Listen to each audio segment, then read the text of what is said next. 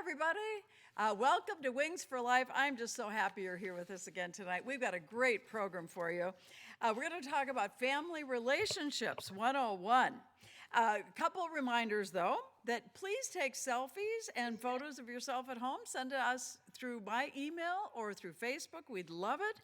We want you, of course, to keep your video on whenever we're in the chat rooms, because we want to see who you are, and actually even while we're talking it would be really nice to know who's there. Mute yourself, of course, if you're not in the chat rooms or the breakout rooms. Limit distractions. Maybe you can put your cell phone on vibrate. If you have any questions at all, please write them in the group chat. We will be monitoring that, and we will be addressing those at the end of the evening. If you haven't registered, I sure would appreciate if you could register with us. For grant purposes, it really helps to know how many people are with us. And gee, we're running up to even 500 people through Facebook and Zoom, so it's very exciting. We will be going to the breakout room at the very end. We've got some questions and some things that Don's going to have us talk about. We want you to join us there. And if for any reason you lose the internet connection, sign right back in, and we'll be looking for you, and we'll bring you right back into the meeting, because we're not going anywhere. And after the story, Facebook will end, but then we will continue with our breakout for those of you that are in Zoom. So anyway, let me tell you about Don Shapiro. Don is a very, very special dear friend. He is our board chair for Wings. He has been in the field of social work and helping youth development for over 52 years, first in New York, now in New Mexico. And he is the co-founder of a wonderful facility called The Door, a Center for Alternatives in New York City. And Don started there, then he moved to New Mexico for our blessing. And he's been working with CYFD, and now he does training and is a consultant with them, and he works with youth that are transitioning out of the juvenile justice system. He was the recipient of the New Mexico Children's Institute Child Welfare Junior Justice Award, and what a wonderful award that is, and of course he was a wonderful recipient for that. He is now going to talk about our Search Institute's 40 developmental assets, and that's something that we use as a basis for Wings. These are guaranteed ways to help cut at-risk behaviors. And he's going to talk about something special now that they're coming up with family relationships, and we're calling it Family Relationships 101. And so now I'm very excited to introduce you to Don Shapiro. Don, take it Hello, away. everybody. Hi, it's wonderful to see you. I'm happy. We have people from all over the world joining us, and it's just a joy.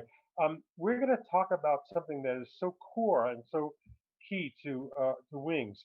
As you know, if you've been following Wings or coming to Wings, that the model that we use to look at how we're helping people is called the 40 developmental assets. And the 40 developmental assets are really a way to look at internal and external ways that we improve our lives or that we help each other improve our lives. But much more recently, and especially since COVID has been out there, because people are much more having to spend more time with their families, their home, and with their peers or family members. And so the Search Institute has developed what's called the Developmental Relationships Framework. Excuse me. If our goal, which it is to strengthen relationships, okay, if to strengthen relationships, our primary strategy should be the developmental framework. Developmental framework is based on and follows the 40 assets in a very interesting way. If you know the assets, you've been there for our Communications 101 and how we work with cops to protect our lives. You know that the internal or the external assets include support, empowerment, boundaries and expectations, and the constructive use of time. In the developmental relationships model, we have 5 elements that we work with. And tonight we're going to talk about one of them. We're going to spend a lot of time going deeper into the first one. But the 5 aspects are expressing care, challenging growth, providing support, sharing power, and expanding possibilities. What are these all about? Let's talk about this for a minute. And we're looking at this from the point of view of a single individual.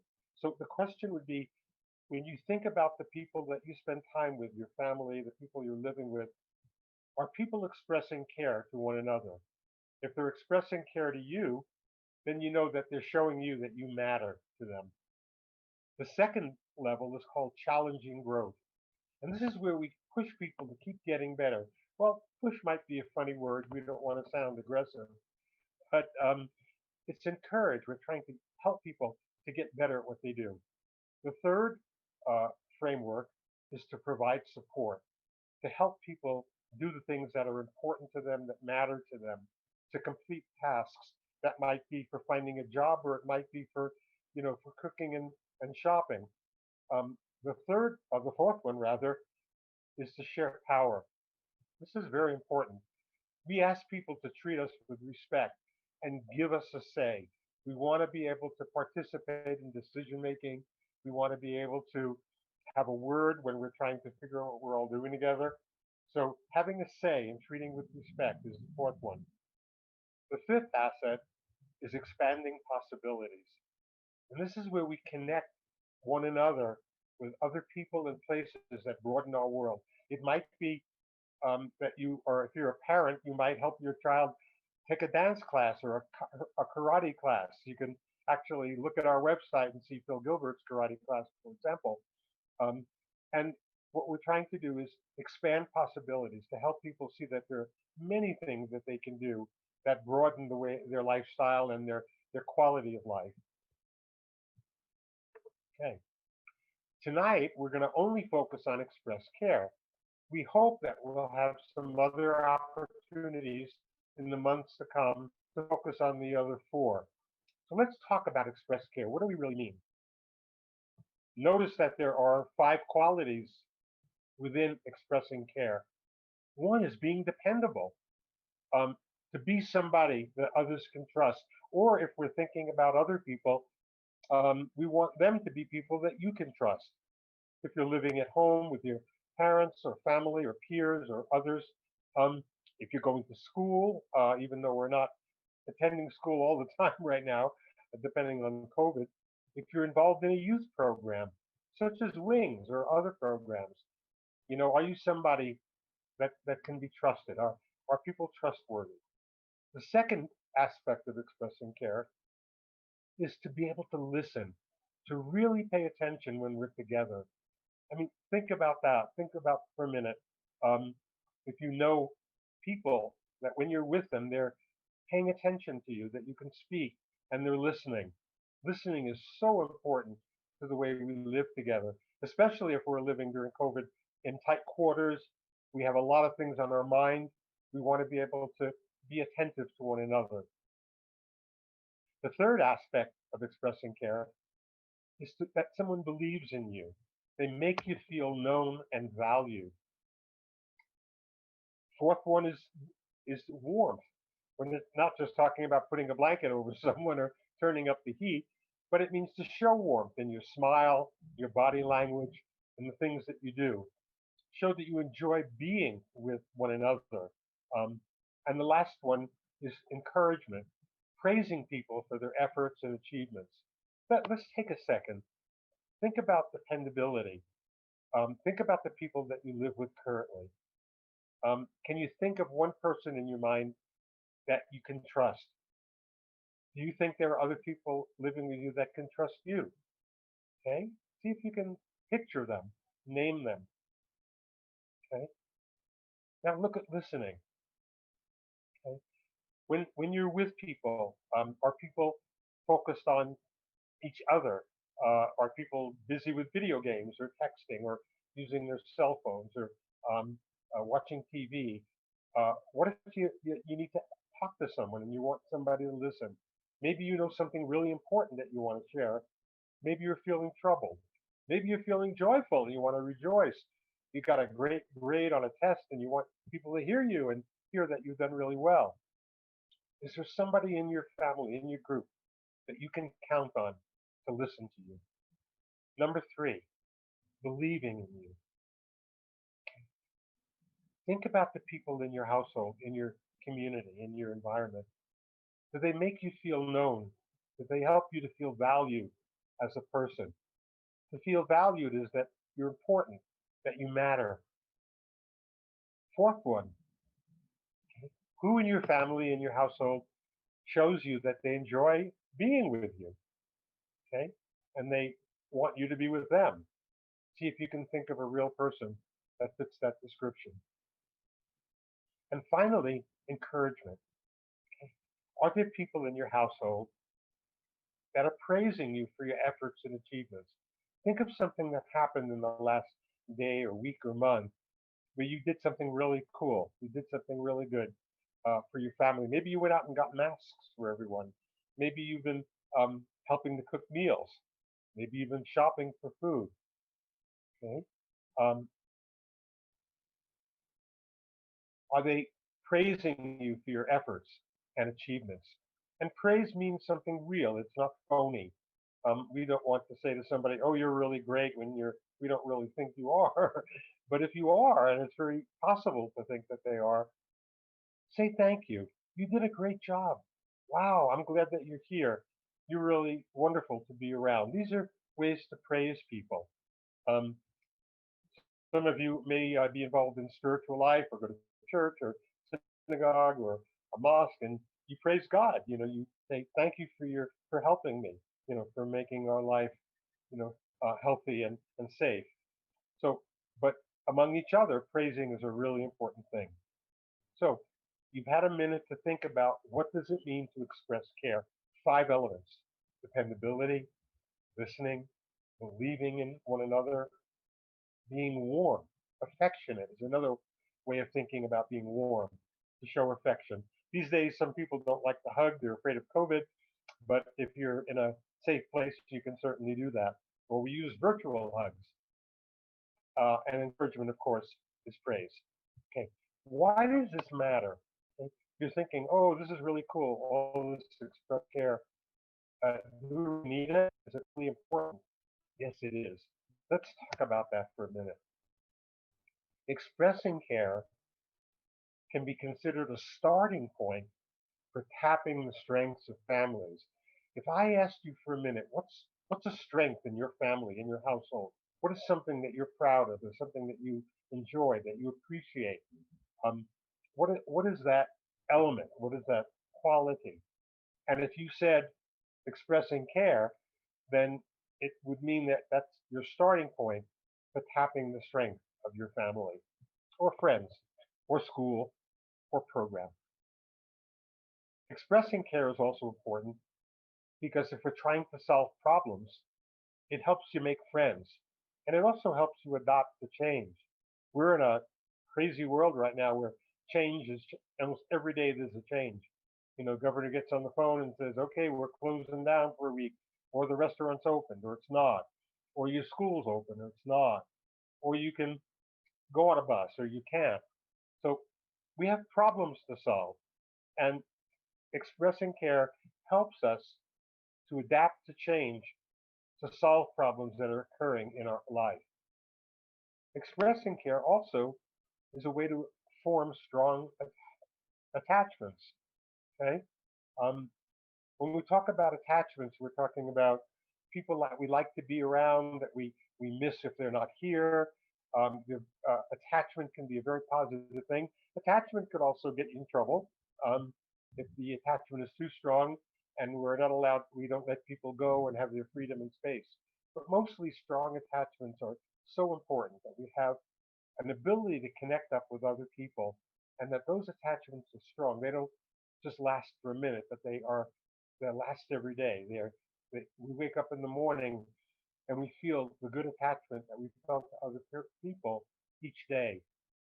Okay. If young people have warm and caring relationships, and we said before that relationships are everything in the 40 developmental assets and in our lives. But if kids have a warm and caring relationship, what do you think for a minute the result would be? Take a second and just guess. You can look at our slide. I guess I've already put it up there. Um, but it's doing better in school. Think about that for a minute. If you're doing well in school, would you say that you have caring relationships and warm relationships with your teachers, with your peers, with your aides, with other students, with the people that cook your lunches? Okay, do you do better in school? What about social skills and relationships? Social skills, meaning being able to communicate. We also did talk about listening already, but social skills could also be handling conflict, dealing with anger, dealing with caring, being able to give somebody positive feedback or negative feedback in a way that can be heard, and that's important. And so our relationships with one another improve when we express care. The other thing that we're finding, and this is true of all of the developmental relationships, all four of them, five of them rather, but particularly expressing care, is we engage in fewer risky behaviors. What's a risky behavior? Think for a minute. Unprotected sex, maybe using drugs, um, texting while you're driving, not watching where you're going when you're crossing the street. Okay. It also could have to do with how we talk to people. Do we express our feelings in a way that doesn't get people jumping down our back because we've insulted them or offended them? So risky behaviors can also include things that get us into trouble with others. So expressing care matters. It matters for all of the reasons that we're describing. And remember that expressing care is just one of the developmental, um, family developmental qualities that we're going to be discussing over time. Okay. A little bit more about expressing care. Do you feel confident in yourself? Are you a person who, can do things and try new things out, even though you haven't done them before? Do you have self-confidence? Not self-esteem is a little different, but self-confidence often has to do with things that we do, not just how we feel, but it's also a feeling.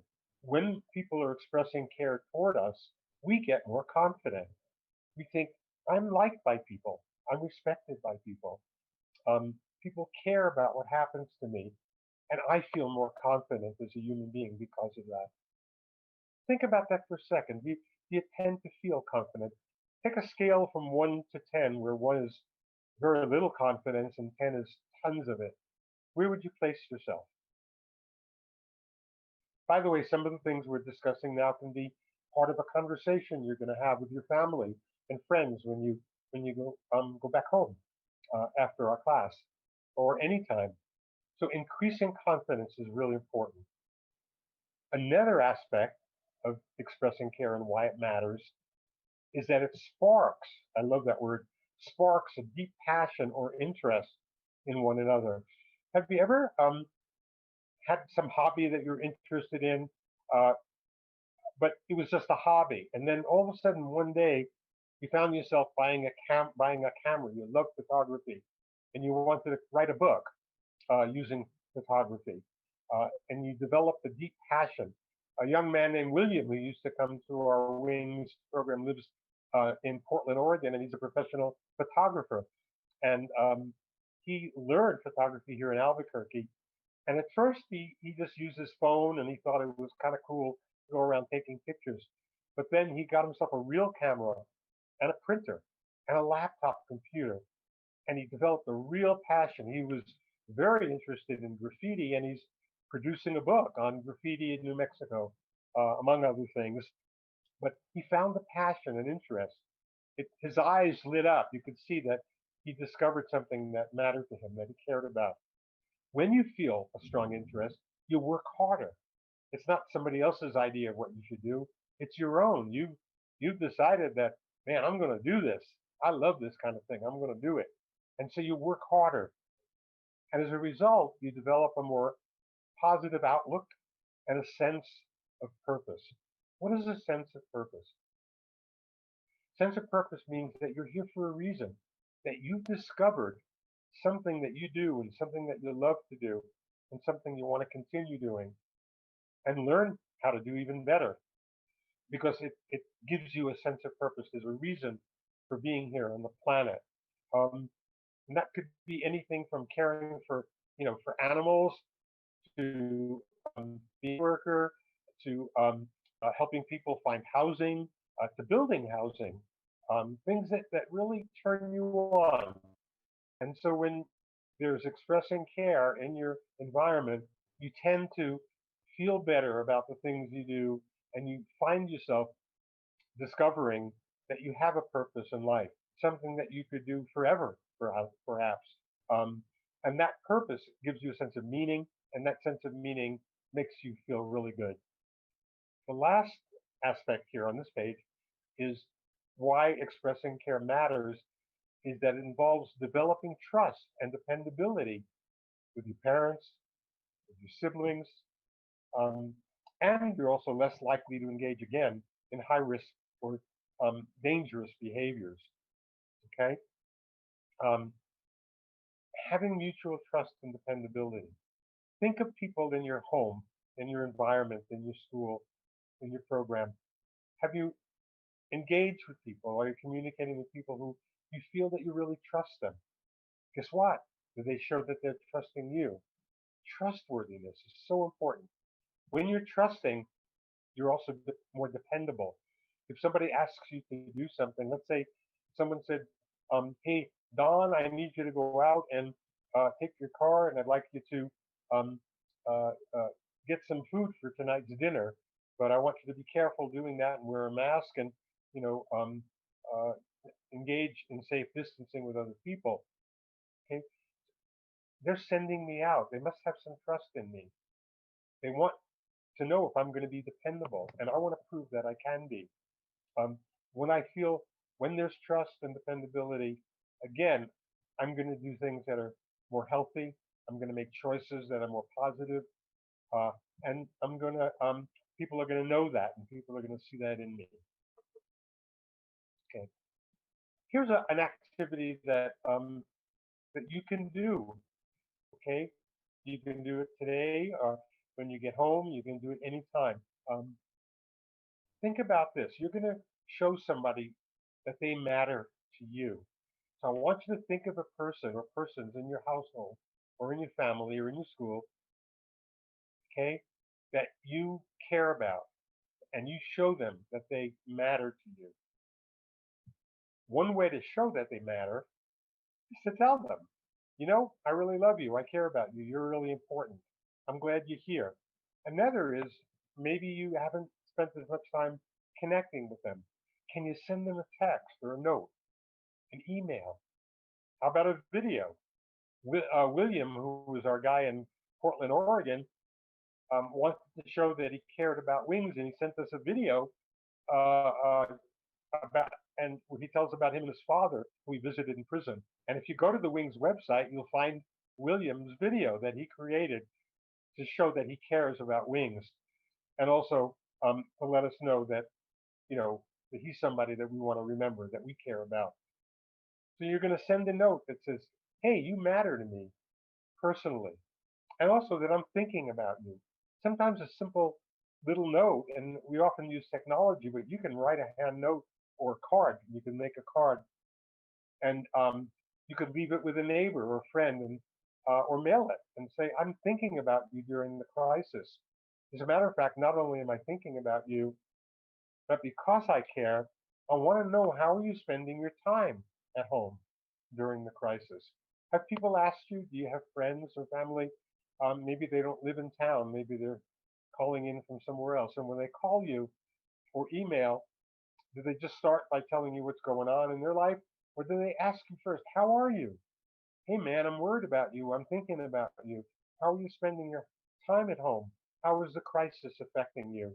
Are you feeling safe? Are you feeling healthy? Um, what about your friends? Do you have people around you? Do you have anyone who's had COVID and maybe you're concerned about them and you're wanting to show that you care for them? So you might want to, maybe you can't visit them, but you can send a note. Okay.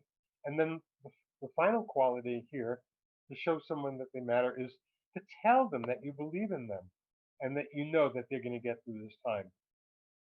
And then move on with learning and growing. Think about that. Has anyone approached you, okay, and said, Man, I believe in you. You're a really good person. And I know you're going to get through this time. I know that you're struggling. I know you have a grandfather in the hospital that you're worried about. Um, I know that you're concerned about your job and you see layoffs going on and you're hoping that you'll be able to keep your job. Okay? Um, we have trust in you. We have respect for you. We know you can get through this time. And if you like, you can ask for help. Tell us what you need to keep growing and learning. Hope that you're following me now and I hope this is making sense to you. But expressing care, again, is just one of the qualities that are so important. Here's some couple of things you can do, and you can do this at home. And it's about delights and distractions, we call it. Think back at about a time in the past week, maybe the past couple of weeks, when family members really listened, and also maybe a time when they didn't. Okay, think about that for a minute. Maybe you can remember it instantly, or maybe you're not so sure you remember. But was there a time when you were trying to communicate, or someone else in your family was trying to share a feeling? It might be a good feeling, or a troubled feeling, or a joyful feeling, or something new that they heard about or learned. Um, and when they shared it, were people listening? When you shared it, were people listening? Did they make eye contact with you? Did they put down other things that were distracting them? Or did they not? And come together as a family or friends and get some sticky notes, post-it notes, small sheets of paper, pens, pencils. And I want you to brainstorm. This is an activity. By the way, all of these activities are going to be on our website after today. So if you can't remember what we asked you to try, you can go right to the website and you'll have all that information right at your fingertips. So brainstorm at least 5 or 6 times when your family was together in the past week. Maybe it was just a couple of people, maybe it was more than one. And think about that occasion. Was it a mealtime? Were you in a car? Were you out for a walk? Were you walking your dog? Were you doing homework? Were you doing washing dishes? Or maybe just hanging out, maybe doing video games, playing a game. Okay. For each occasion, let's say it's mealtime, on a separate sticky note, talk about how much everyone felt like others were listening to them during that time. So let's say you were having a meal and you're all sitting around and um, it started out, it wasn't like Wings where everybody's paying attention, but maybe it was. And maybe people were, busy on the phone or talking to one another or um, not paying attention to, serving the meal or sharing the meal. Okay. Talk about how much people felt that they were listening to them during these times and give it a score from 1 to 10. 1 is hardly listening, 10 would be a lot of listening, good listening. A score of 1 would be like nobody listened at all. 10 would be like, wow, that was a great conversation. And then agree together on a number to write for the activity. So you're going to have a piece of paper that says mealtime, one that says riding in a car, one that says walking a dog, one that says playing a game. And you're going to score that with your partners, your friends, your family members. Give it a score, okay? And agree on what that score is. Then put all that at a score of 1 to 5 on one side of the table. So let's say the times when you weren't doing so well in listening might have been walking a dog, eating a meal, um, uh, practicing your guitar, maybe, okay? And put those with a 6 to 10 on the other side of the table. Now focus on the times that you scored 1 to 5. That's pretty low. Look at each of those activities that you scored low and say to yourself and ask each other, what was going on during these times that made it so hard to listen to each other? Maybe the TV was blasting and there was some really bad news and you couldn't take your eyes off it. Okay. Um, Maybe you had a little dispute or a little argument with one of the people in your family and you weren't too happy to listen to them. You were still feeling upset and you needed to work on that. So, what were the people doing? What was distracting people? Then write your ideas on those notes and put them beside the activity note. And then continue this until you've gone through all the activities that you scored a 1 to 5. Okay. Then ask people, were there any patterns that you saw across many of the low number activities? So, for example, did you notice that whether it was mealtime, walking the dog, talking about a problem, and you noticed that um, people were texting, people just couldn't put their cell phones down. That's a pattern, something that gets in the way, a distraction. Okay. Um, you might have said that phone calls or text message kept interrupting or distracting your conversation. And then write stars on the sheets with distractions that come up a lot. This is work that you can do, and I hope you'll pay attention to this and believe me, but that these developmental relationships can make all the difference, especially these days. So here's an activity you can do. It'll be on the web. Uh, Maybe you've already written it down because you've been listening and you had a piece of paper. Okay. Then look at the activities with the score of 6 to 10.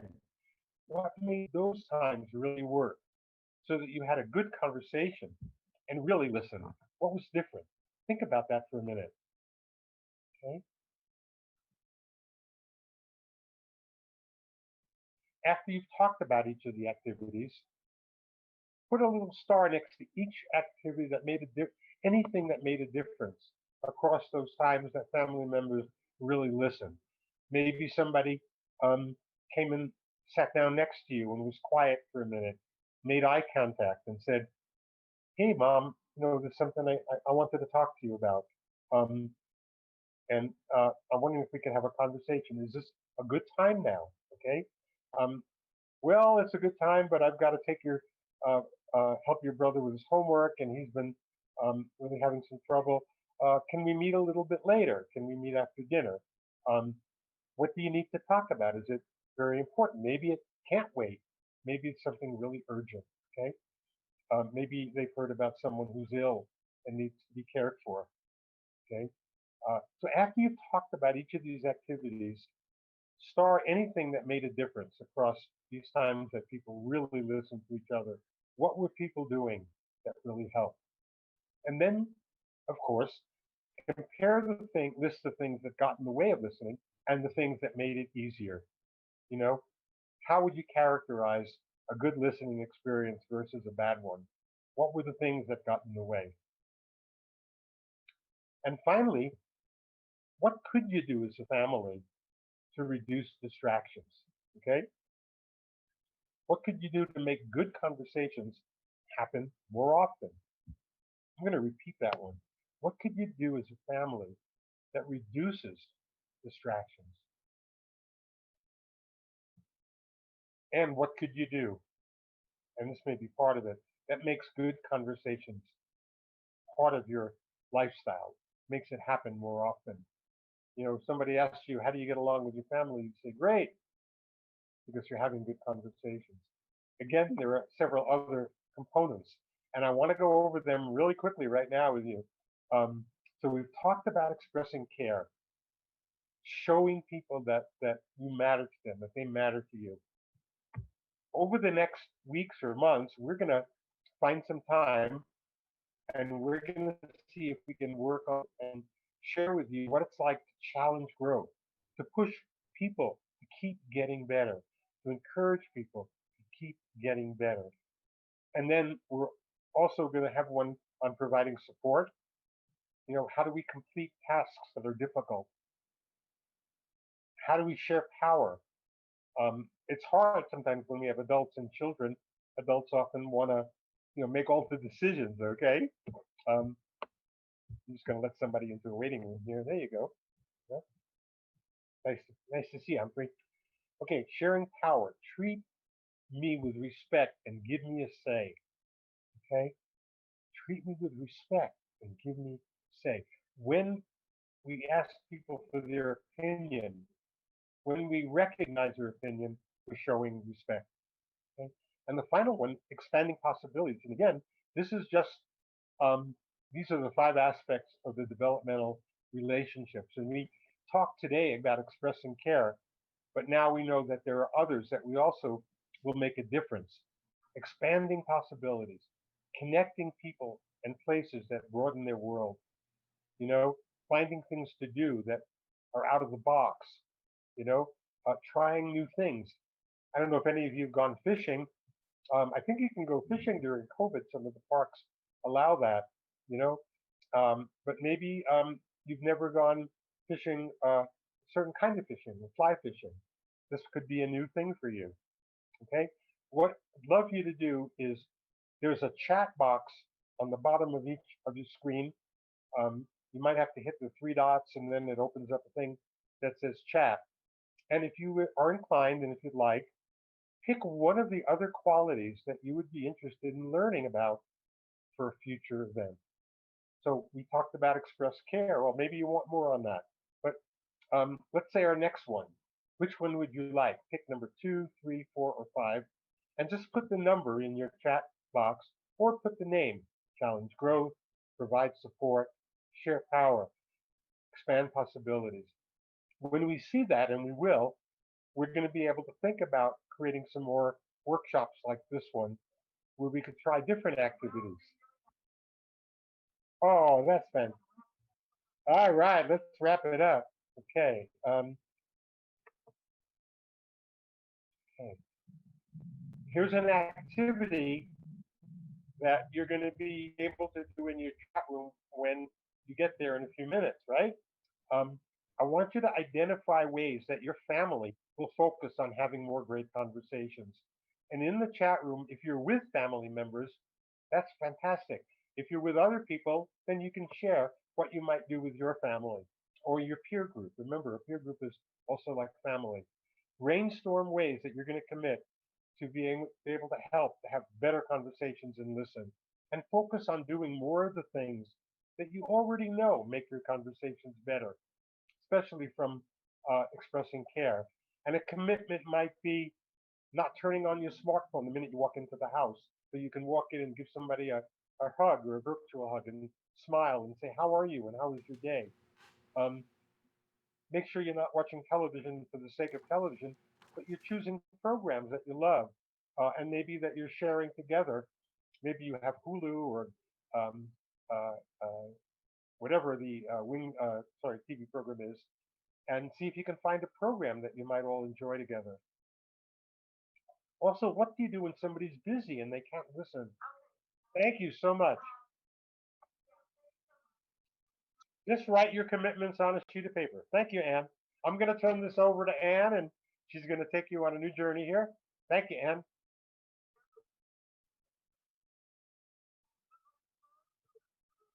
All right.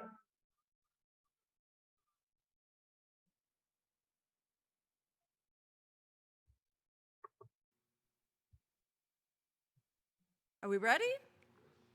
Okay, well, this is called the Goose Story, and you're going to know why I picked this story after hearing all the wonderful things that Don shared. This is true, and yesterday, actually, I was down the Rio Grande River, down in the Bosque, and I saw all the geese going over, and I knew the story I was going to read today. This fall, when you see geese heading south for the winter, flying along in a V formation, you might consider what science has discovered as to why they fly that way. As each bird flaps its wings, it creates uplift for the bird immediately following. By flying in a V formation, the whole flock adds at least 71% greater flying range than if each bird flew on its own. When a goose falls out of formation, it suddenly feels the drag and resistance of trying to do it alone and quickly gets back into formation to take advantage of the lifting power of the birds in front. When the head goose gets tired, it rotates back in the wing and another goose flies point. Geese honk from behind to encourage those up front to keep up their speed. Finally, and this is very important, when a goose gets sick or is wounded by gunshot and falls out of formation, two other geese fall out with that goose and follow it down to lend help and protection. They stay with that fallen goose until it is able to fly or until it dies. And only then do they launch out on their own or with another formation to catch up with their group. If we had the sense of a goose, we will stand by each other just like that. So what do the geese teach us? Well, people who share a common direction and sense of community can get wherever they are going more quickly and more easily because they are traveling on the thrust of one another. If we have as much sense as a goose, we will stay in formation with those who are headed in the same way we are, and that's why family relationships and communication are so important. So thanks for joining us tonight. Right after this, we are going to go into, for our Zoom audience, we're going to go right into our breakout rooms. For our Facebook audience, that will be the end of this program. And next week, please join us because I'm going to be talking about making the most of the holidays. And boy, I'm having a great time planning this one with everything that's going on in this world right now. So join us next week. And now we're going to end it for Facebook, and we are going to continue with Zoom.